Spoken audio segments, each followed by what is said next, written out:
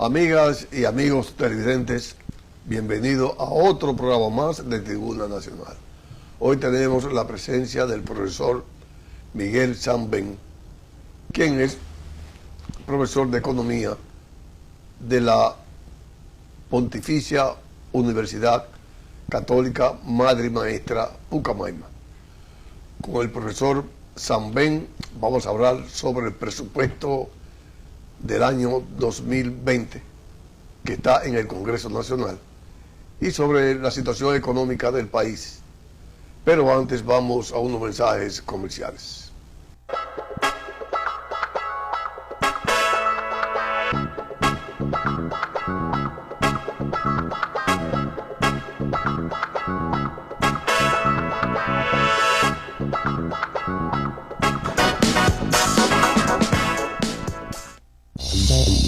El conocimiento es la base para asumir el futuro con éxito. UTESA, universidad de prestigio con altos estándares académicos para que tu desarrollo sea constante, pone en tus manos las herramientas para tener una visión global y actualizada, orientada a la certera toma de grandes decisiones. Un objetivo, formar líderes especializados y capaces, porque saber es vivir.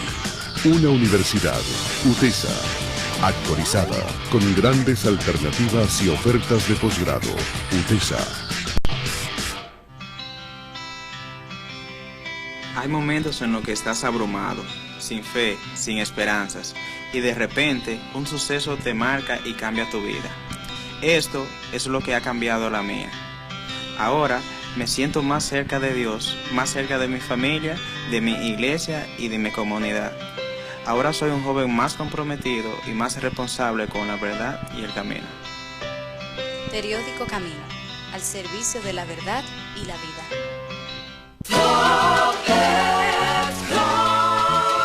Al salir el sol, el Fopetcon sigue trabajando con eficiencia y transparencia, siendo solidario en el presente con gastos médicos, funerarios, capacitación y la construcción de nuestra casa de acogida y centro geriátrico. En el Fopetcon ya son más de 5.000 pensionados y aumentando. Constructor, cumpliendo con la ley 686, garantizas el futuro de tu trabajador y el desarrollo de la nación.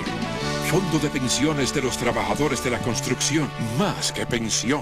La vida está llena de oportunidades, algunas inesperadas, otras muy esperadas. Abre nuevas puertas. Expo Móvil Banreservas, del 11 al 13 de octubre. Conoce más en banreservas.com/expo.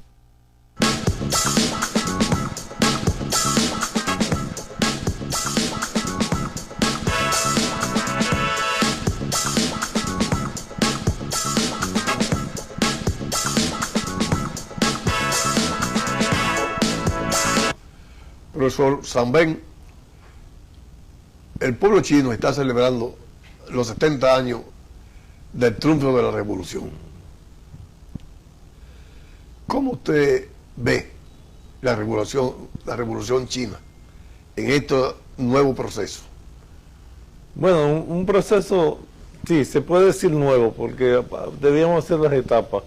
Los 70 años no son homogéneos, no se puede decir que ha sido una forma de gobernar homogénea, sino que los primeros 30 años la figura de Mao Zedong fue dominante y creó un modelo económico que, aunque se le da el mérito de haber mantenido la unidad del territorio chino, y explico por qué ese mérito se le debe a Mao Zedong, porque antes de la guerra civil entre Chiang Kai-shek y los nacionalistas y el Partido Comunista, la república que creó Sun Yat-sen se debatía en generales que pretendían ser caciques locales y hasta un presidente que nombró Sun Yat-sen pretendió convertirse en emperador. Entonces ese caos del inicio vino el Partido Comunista y controló y mantuvo la unidad del territorio chino. Pero Mao Zedong, al aplicar la técnica de planificación de la Unión Soviética, creó errores económicos inmensos, como fue el gran salto hacia adelante. Si en ese momento se medía el desarrollo económico por la producción de acero, entonces él mandó a que se hicieran fundiciones de acero en los patios de las casas. Y eso fue un desastre, no tenía calidad, se rompía, no servía para nada. Y China pasó, ¿cómo resolvió el desastre económico? Fue creando la revolución cultural.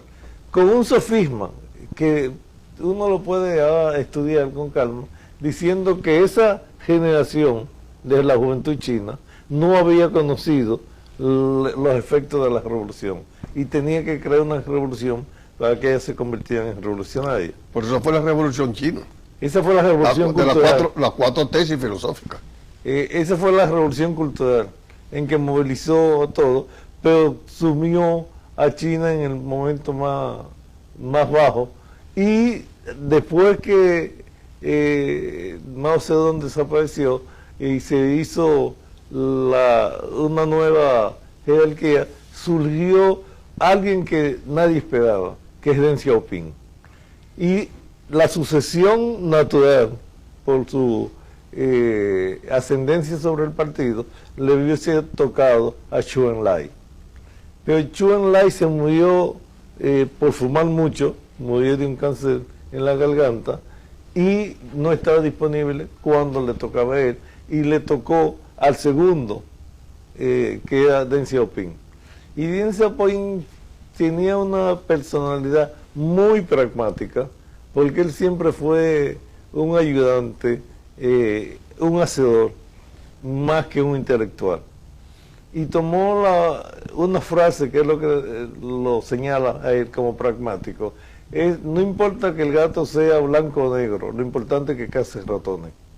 Entonces ahí fue que comenzó esa política pragmática de aprovecharse de la economía de mercado, el mercado socialista con características chinas, que fue lo que él desarrolló, auspiciando las empresas, iniciativas y un desarrollo económico hacia afuera, que fue lo que comenzó en 1978.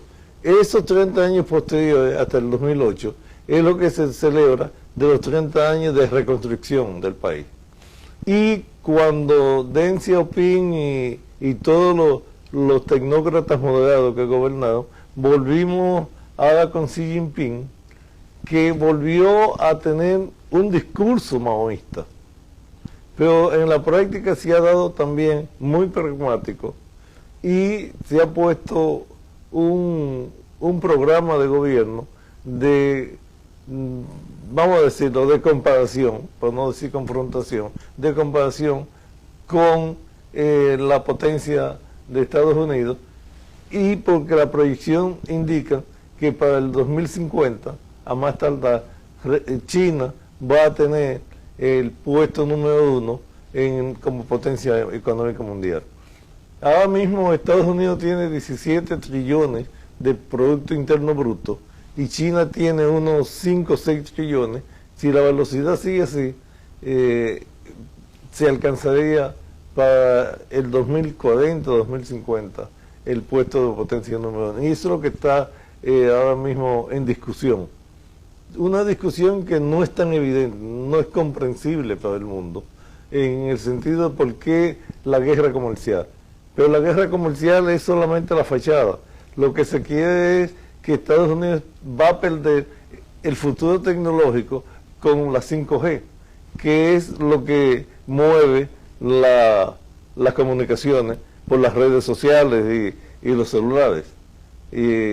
estamos en la 4G, pero si ustedes miden la comparación, la velocidad de descarga del 4G es de 10 gigas en la 4G.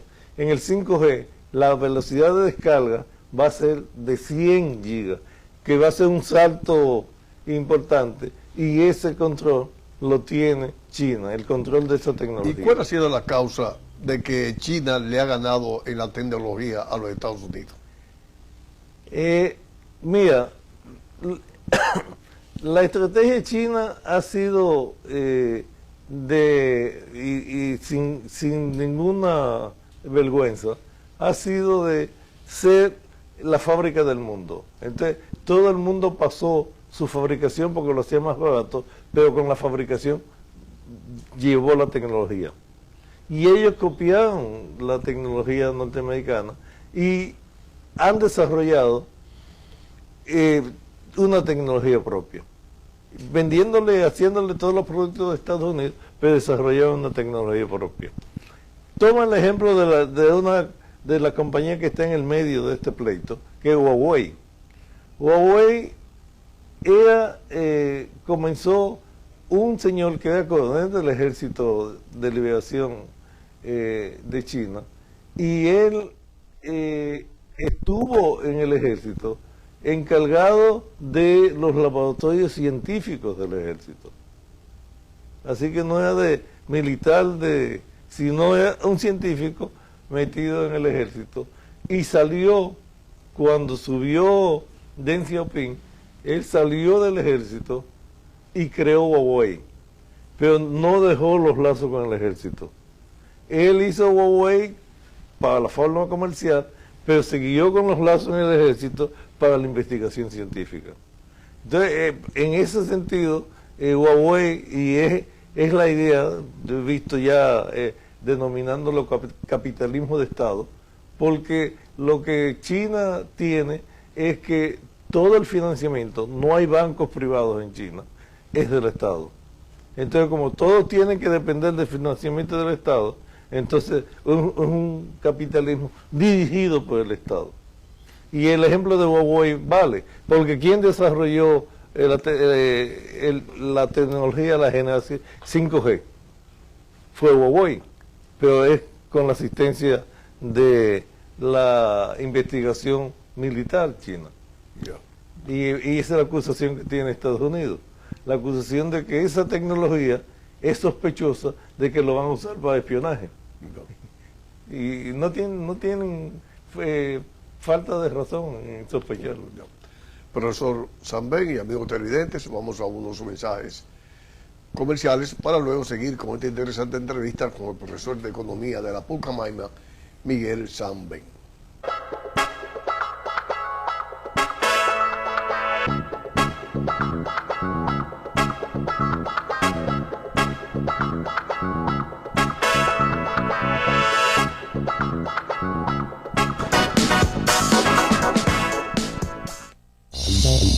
El conocimiento es la base para asumir el futuro con éxito.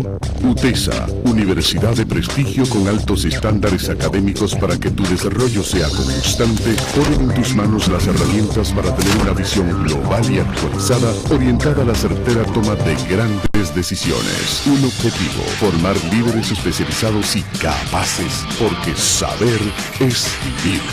Una universidad, UTESA, actualizada, con grandes alternativas y ofertas de posgrado. UTESA. Hay momentos en los que estás abrumado, sin fe, sin esperanzas, y de repente un suceso te marca y cambia tu vida. Esto es lo que ha cambiado la mía. Ahora me siento más cerca de Dios, más cerca de mi familia, de mi iglesia y de mi comunidad. Ahora soy un joven más comprometido y más responsable con la verdad y el camino. Periódico Camino, al servicio de la verdad y la vida.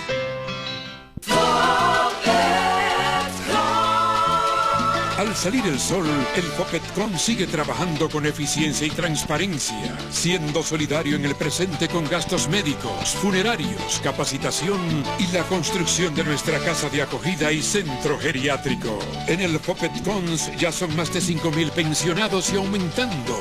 Constructor, cumpliendo con la ley 686, garantizas el futuro de tu trabajador y el desarrollo de la nación. Fondo de Pensiones de los Trabajadores de la Construcción, más que pensión. Es lo mismo desde la sala que desde las gradas.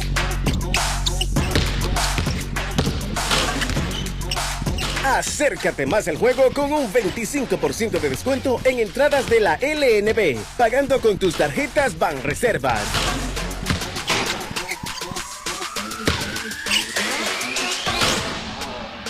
Banreservas, banca oficial de la Liga Nacional de Baloncesto.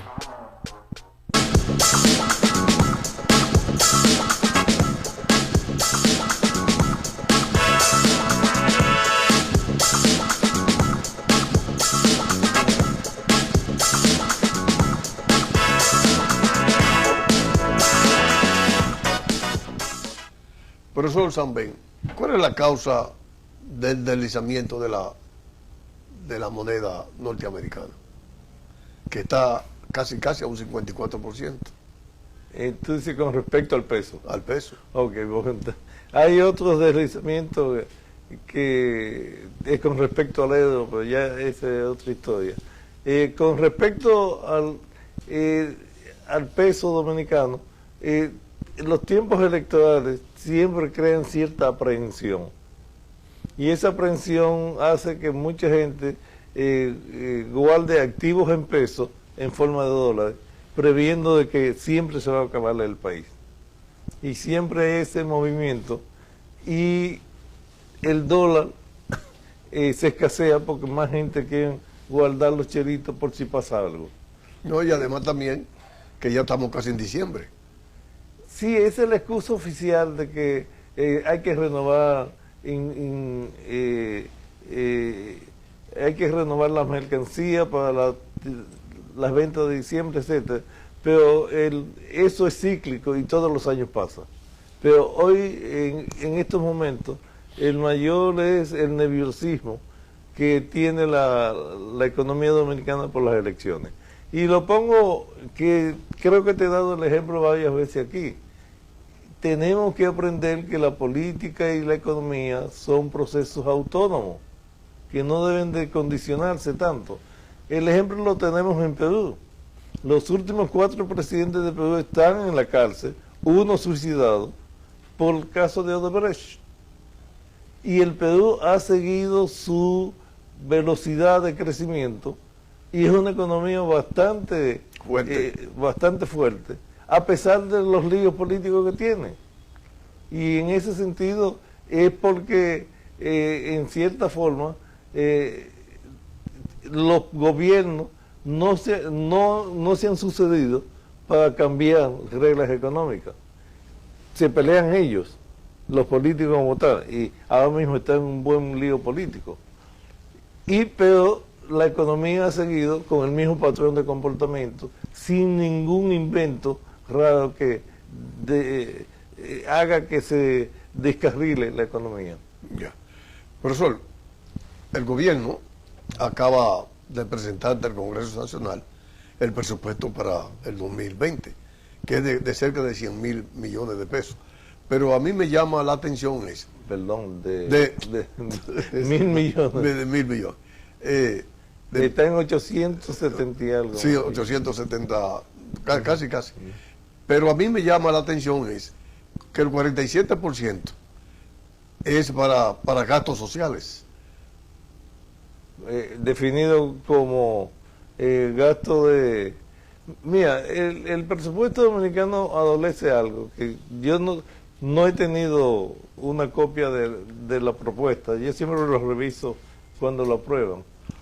Pero el presupuesto dominicano tiene ya de hace tiempo, y lo hablamos fuera de cámara, el peso de la deuda.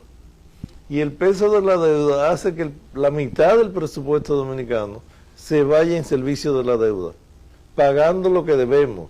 o por lo menos los intereses de lo que debemos, que por eso es que tenemos el buen ranking en los mercados financieros, porque estamos al día en el pago, pero que esa deuda sigue creciendo. Es acumulativa. Sigue creciendo. Y por eso la mitad del presupuesto y la otra mitad es lo que se va en un 80% en gasto corriente, principalmente en pleomanía. Y el gasto de capital es escasamente 10-15%, que es lo que el gobierno busca el financiamiento para las obras. Sin embargo, ¿cómo financia el gobierno estas obras? Por eso son muchos de los préstamos, son con préstamos internacionales.